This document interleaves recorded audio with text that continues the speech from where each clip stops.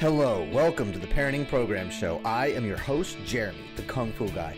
I am a force of nature married to another force of nature. Her name is Autumn, and we have two amazing, explosive balls of energy called kids. I am a speaker, teacher, author, catalyst, and Kung Fu master, here to help you empower your kids to speak up and own their voice.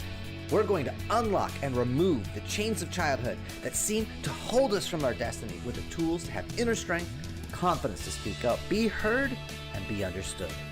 Let's go play. Game on, yo. How many of you remember playing games as children, and when you won, felt great, felt awesome, but when you lost, when somebody else won, did you feel like a loser? Did you get sad? Did you feel small inside? Maybe like you weren't enough? We've all been there. So hi guys, this is Jeremy with the Parenting Program. Today we're going to talk about games and why that is so important for our children, but also for ourselves. This idea of there's two kinds of games. There's win-win games we call positive games, and then there's three kinds of negative games we call win-lose, lose-win, or lose-lose. And we'll get into that in just a little bit. But first I want to talk about this idea. We're born winners. The fact you were born, you won the first race. Seriously, think about this. 400 trillion possible combinations that led to just one person, that is you. 400 trillion. You're the first you that has ever existed in the history of our species. And having watched twins, even if somebody was our genetic exact match, we'd still be our own person. So you won. You were born. You're born a winner. You have to learn to become a loser, to put that on as an identity. And that's what we're going to talk about today is how do we get out of this loser mindset? How do we change the games? How do we change the story? How do we change the games? And how do we just get more out of life and be happier? And we're going to do it in about 20 minutes. So let's buckle up and let's get going, Buttercup. So here's the deal. We have two ideas, positive, negative. Positive, you feel warm, you feel big, you feel happy, shoulders back, head up. And then negative, you feel small, you feel sad, you feel cold. And I came to this realization, actually, it began with my dad. He read a book in the 1970s called Games People Play. And the thing about games people play is it identified all this dysfunctional stuff. And it comes from a branch of psychology called transactional analysis. And they look at three relationships when we look at human dynamics. There is a parent, there is a child, and there is an adult. And the adult is more kind of even keel, neutral, kind of really sees what's going on. The parent is that part of us that runs in position, and I'm smarter, and I know better, and you should listen to me. And then that child is the kind of like the insecure, I'm afraid, but also that I want to go play and be silly and not take things too harshly. And so we could have the same conversation, but energetically receive it in different ways. I could be talking as an adult and someone receives me as a child, or they could receive me as a parent, or they could receive me as another adult. Or I could be talking as a parent, trying to scold somebody as a child, and they come back at me as a parent. So the idea of transactional analysis is to start looking at different ways to explore the dynamics and the power structure between two or more people. And so I was raised on a thing called TA for Tots, or transactional analysis for Tots. And this was part of the makeup of my family, is just this idea of relating to each other in different levels. And a lot of it, I didn't consciously know what was going on. It was just sort of in there.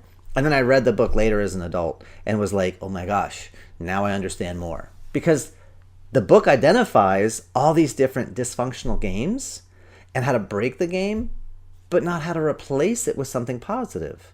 How can you make it a win-win? You feel good and they feel good at the same time. And so that's the challenge, right? Is how do I figure out, I was raised dysfunctionally and not necessarily me. I grew up dysfunctionally because of my own challenges. But you're with people and you have these different dysfunctional games. How do you change them? How do you adjust them? Well, let me tell you how I arrived at that realization. I was an early instructor. I was young. I was in my 20s. And I was, I'd fall into that position. I'll do it because I said so. I'm in charge. I'm the Sifu thing. And I had a student, and he was 4. And we'll call him John. All of my students, all my people and examples, they're going to be either John or Jane. Unless their real name is John, in which case it'll be Bob. because I just don't want to identify whoever out of respect for their privacy. So I'm working with little Johnny, and I had permission from mom and dad to pick him up like a sack of potatoes if he wasn't listening, because I had to have a way to get control when I was teaching class. And this was early in my teaching, so it was just him and me on the training floor.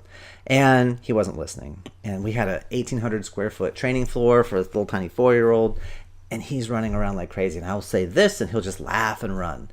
And I'm starting to get kind of frustrated with that, getting kind of angry, if I'm honest. And I warned him, hey, you got to line up. We got to do this. We got to do that. If you don't, I'm going to pick you up like a sack of potatoes, because I had permission, like I said. And he giggled and ran away, and that was it. I was done. I'm like so done with this. And I went over and I snatched him up and I put him over my shoulder, not violently, but just inside I was just like, how dare you? Who do you think you are? And as I grabbed him and put him over my shoulder, he had the biggest smile on his face, and he was just laughing. And I realized I just got played by a 4-year-old. He didn't take my self-control. I gave it to him. He wasn't playing my game. I was playing his game. He played the chase me game. He played the pick me up game. Oh, you beautiful little soul. You son of a mother. Oh. And a light bulb went on in my head, and I realized I gave him that control. He didn't take it. He didn't even want it. He didn't even care. He just wanted energy. He wanted connection. And I was putting all these obstacles in the way. I was putting all this structure in the way for me to give you love, for me to give you connection, for me to do X or Y or Z. You must first comply with my rules and my... And there it is. And that's when I began to realize, well, let me just find a better way to do this. Let me influence him. Let me just guide him. And it's going to be a whole lot easier process for both of us. And so, I had to say thank you to him later, in my heart and in my soul, and just how I interacted with him, because he taught me such a great lesson.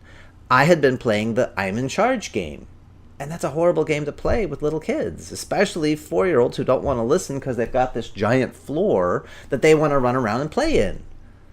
So, I can still be in charge. I can still be in control, but instead of from a position, because, safety, I'm the adult, I can be from a place of influence. I need to be guiding this young man. I'm a guardian to keep him safe because he doesn't know where the boundaries are and he could run into stuff.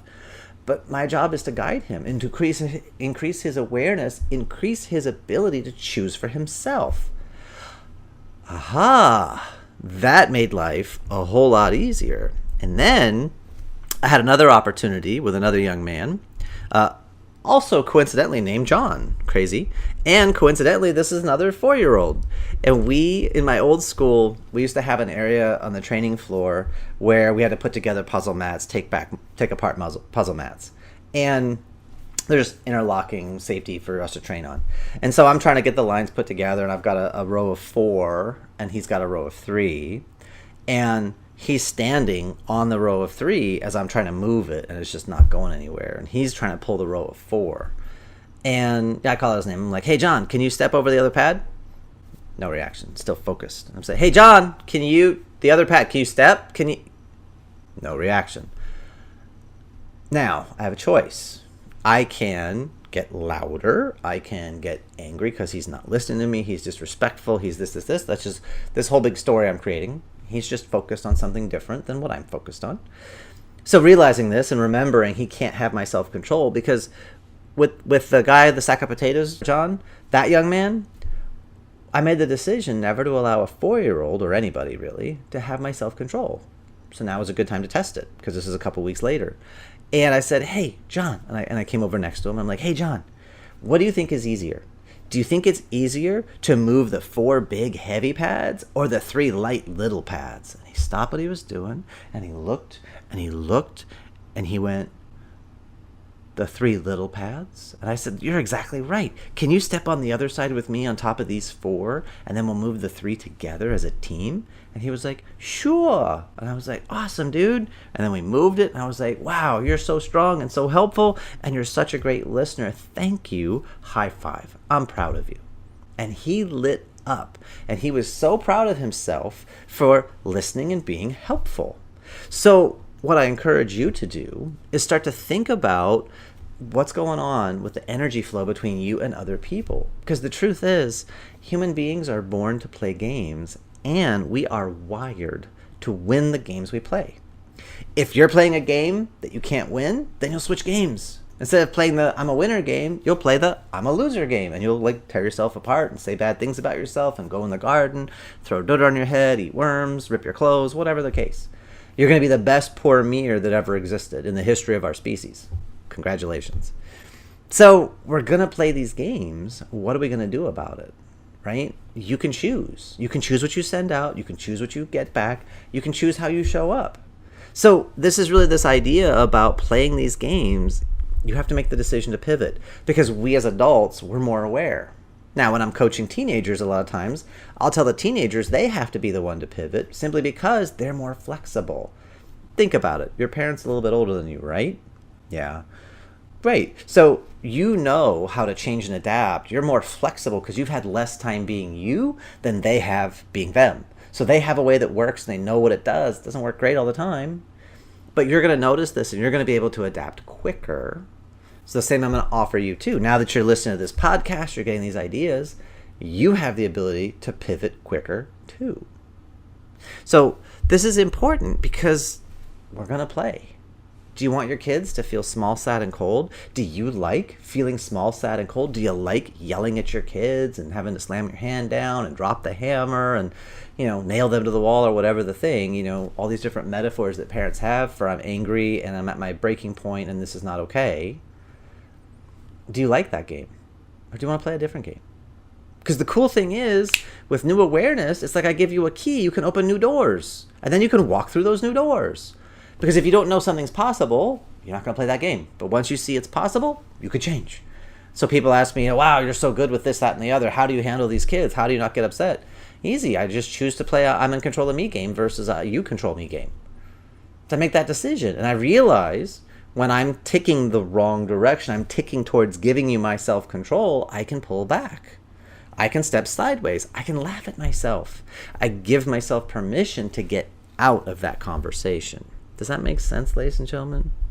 Now, some people say, it can't be this easy. It can't be this simple that you just one or two little things and all of a sudden it's different. And the truth is, it can, it is, it does. It works. So when you set someone up to win and you help them to win with you, it becomes a self-fulfilling prophecy. It becomes a virtuous cycle because you make it easy for them to win. They like you. They like how they feel around you. It makes them easier for them to listen to you next time. You're building rapport. You're building influence. You're building a relationship. But when you give people pain, you give people challenge, you yell and scream, you're hurting that stuff. You're pulling it back. And why this matters the most is if you want your kids to develop emotional safety, you've got to be consistent. They've got to know that when they share something with you, you're going to receive it. You're going to acknowledge it, not jump down their throat. Because if they get pain for telling you the truth, they're not going to tell you the truth out of their own instincts for safety and self-preservation. So we want to build that trust. We want to build that ability to be emotionally strong. Then we've got to give them the floor. We've got to give them the spotlight. We've got to just say, hey, thanks for sharing. I appreciate that. Thank you for letting me know what's going on with you. That matters to me. We've got to tell them this stuff. So yeah, it really is this easy to just change the game. In fact, let's try it out. I'll give you a little quiz, and then you check it out, and let's see what happens. So here's the quiz. Are you ready? We're going to play a game. You're sitting with Billy, and you guys are playing. And all of a sudden, Billy's mom comes over, and she starts to scold him. And she's like, Billy, you didn't do your chores. What are you doing here playing with these guys? You need to be getting X and Y and Z done. And Billy stops what he's doing, and he looks up at Mom, and then he looks at you, and he says, but Mom, it's their fault. They wanted to come over and play. I wanted to get my chores done, but it's them. They did it. Is Billy playing a win-win game? Is he helping you to feel good, him to feel good, Mom to feel good? Or is he throwing you under the bus? Right? When he's making excuses and he's shifting the responsibility for things, some might say shifting the blame. But when he's moving that stuff over on you, what do you think? Do you feel good about that or not so much? Now, the uncomfortable question, when have you shifted the blame over to someone else because it's easier than taking responsibility? It's easier than saying, you know what, I messed up. It's my choice, my outcome. It was on me and I didn't follow through. That's a more uncomfortable conversation, but if that's the truth, go that direction. Just a little tip between you and me. Now, what would happen? Go back, rewind the clock, and now Billy's sitting there and Mom is scolding him, and he looks up at her and he looks over at you and he looks back at her and he says, Mom, you're right, I plumb forgot. They wanted to come over and play and I got so excited. So can you guys wait a few minutes? Mom, would it take me like 5 minutes, 10 minutes to get that done? Can they just hang out here? Are you guys okay to hang out here for a few minutes? And let me go get my responsibilities done, then we can come back and play? Now what do you think about Billy? How do you feel about that? Make sense? So this is the idea. We can start playing these different types of games by the way we communicate and also by the way we get on the kids. Right? Because what if Billy's mom had come and said, instead of scolding him and saying, how dare you, and you didn't, like, excuse me, Billy, I know you're playing with these guys over here and having fun, but weren't you supposed to get X and Y and Z done? When would now be a good time to knock those out?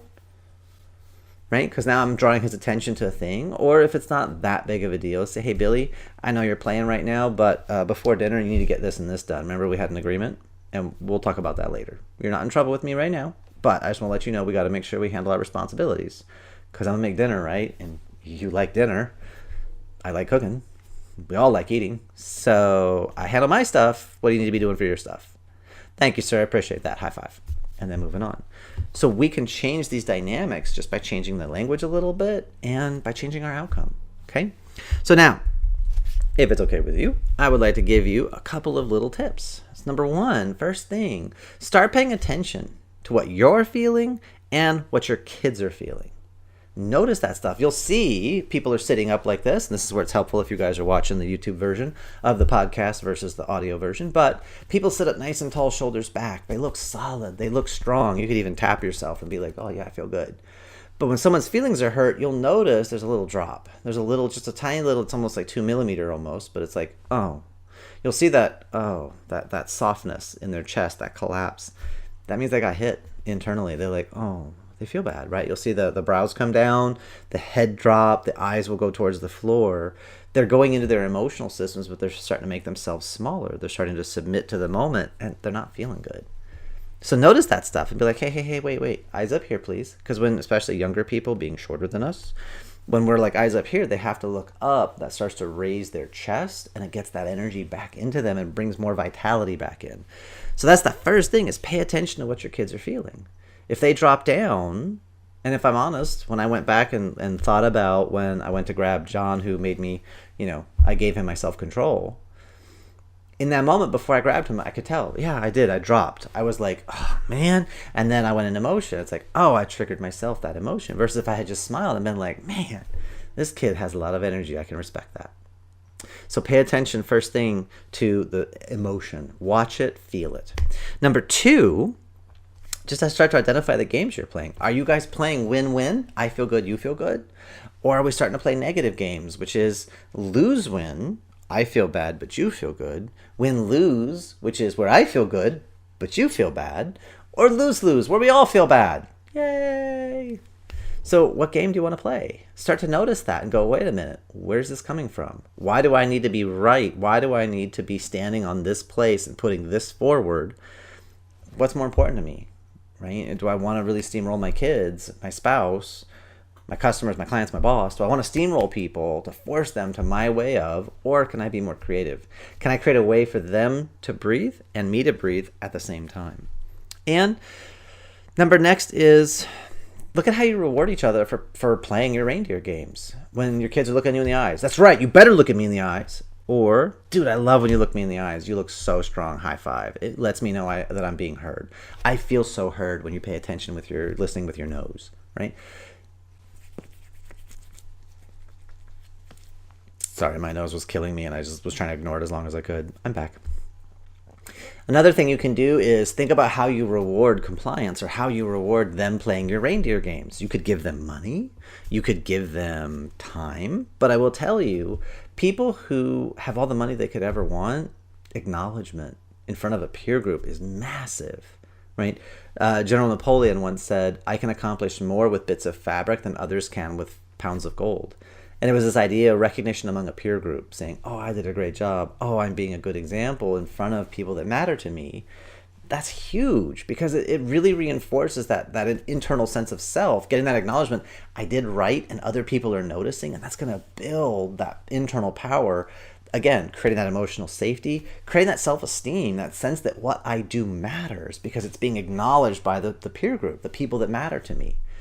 You can do hugs, you can do high fives, tell them what they're doing right. Instead of all the things they did wrong, I love how you did this and this. There's some areas to grow, of course, but I love this and this. That's looking good. It feels so solid. You look so solid. Tell them. Use that stuff. It's okay. You're not going to build their self-inflated ego in this huge entire thing. That actually comes when they know they did crap and they still got rewarded. Because then they know what I do doesn't matter. It's meaningless because these stupid people are just going to give me stuff anyway. That's when the conceit begins to show up. That's when the ego begins to show up. That's when the dysfunction shows up. But when it's genuine praise for genuine results, that's how we build people. That's how we build ourselves. And then the last tip I'll give you today is add the language pattern of what I like about you is. And this is important because when young people are upset and they're down here and they got that negative energy and they're feeling bad for themselves, be like, hey, I know it's difficult. I know this isn't easy. I know this is a challenge. But you know what else I know? What I like about you is you're the type of person who can take a moment and pause and then take a step back in and do even better. And so we can use this, what I like about you is, to interrupt a thought process and insert something stronger. A part of them that we see, and you need to be genuine. Whatever you are acknowledging in them, make sure it's genuine. Don't just blow smoke, because you know when you're just blowing smoke, and so do they.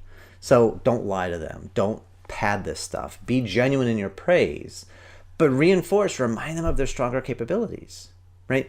My stepson, Jamie, when he learns new skills, he struggles at first. When he learned to ride a bike, got angry, slammed it down. When he learned to swim, same thing. It's like, dude, you got this. I had to use, because I taught him swimming before I taught him to ride a bike. I was like, dude, the way you went through swimming, remember we struggled, but we built, and then you started to get success? Same thing is happening with riding a bike. And now he's interested in becoming a DJ and getting the beats to line up and getting the music. And dude, same thing's going to happen. Being hard on yourself is a waste of energy. What are you doing right? What could you be doing better? I'm not doing anything right. That's not true. You're still breathing and you're still sitting here. So you're still alive. You're doing some stuff right. Now, what else are you doing right? And I can get him to laugh, then we can change that conversation and make things a whole lot better.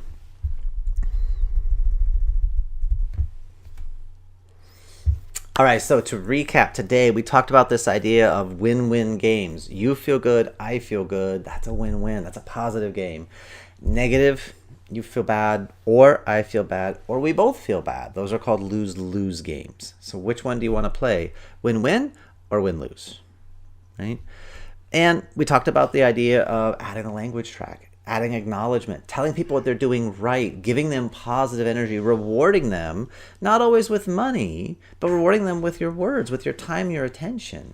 Those are the things that are going to help drive them and strengthen them on the inside and reinforce them socially on the outside with the people around them.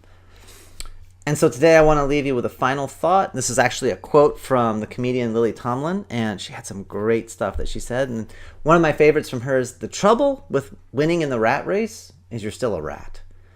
And to me, that totally marks the idea of a win-lose game. You win, but you still lose, because where are you? You're still in this place of struggle and competition. You haven't elevated.